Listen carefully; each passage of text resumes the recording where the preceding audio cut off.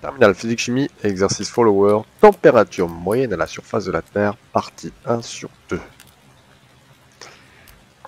Pour estimer la température moyenne à la surface de la Terre, nous allons considérer comme système thermodynamique l'ensemble Terre-atmosphère terrestre.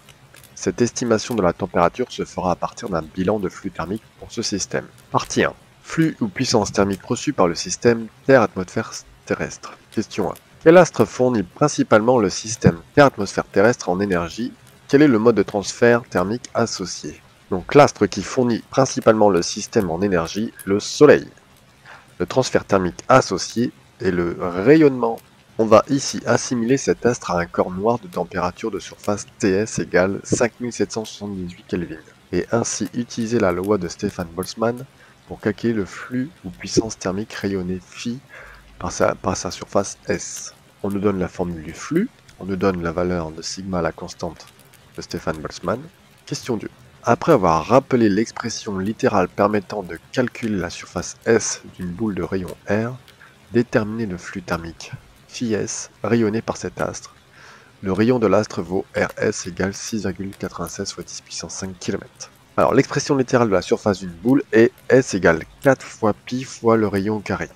La surface sera en mètres carrés et le rayon en mètres. On va calculer le flux S rayonné par cet astre. Donc flux S égale à sigma fois TS puissance 4 fois la surface.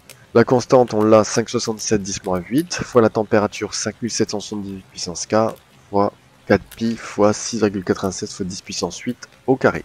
Flux S est égal à 3,85 fois 10 puissance 26 watts. En réalité, il n'y a qu'une très faible partie de ce flux puissance thermique qui sera reçu par le système Terre-atmosphère terrestre.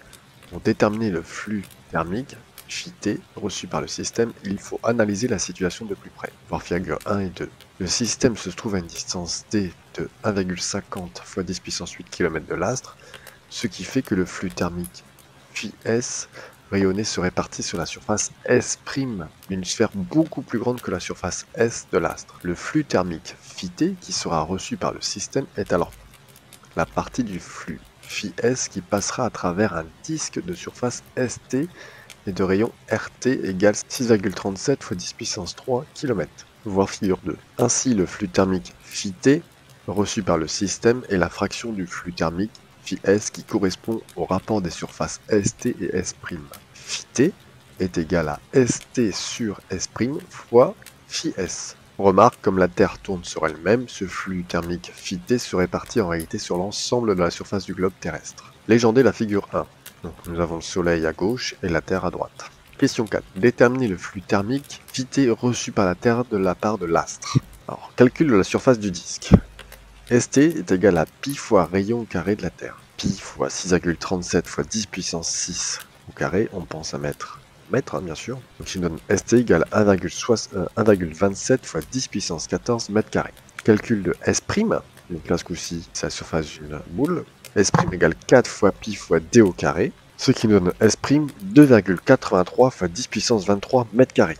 Calcul du flux thermique reçu par la Terre. Phi T est égal à ST sur S' fois phi S. Donc on a trouvé 1,27 fois 10 puissance 14 sur 2,83 fois 10 puissance 23 fois 3,85 fois 10 puissance 26. Et on trouve phi T 1,73 fois 10 puissance 17 watts.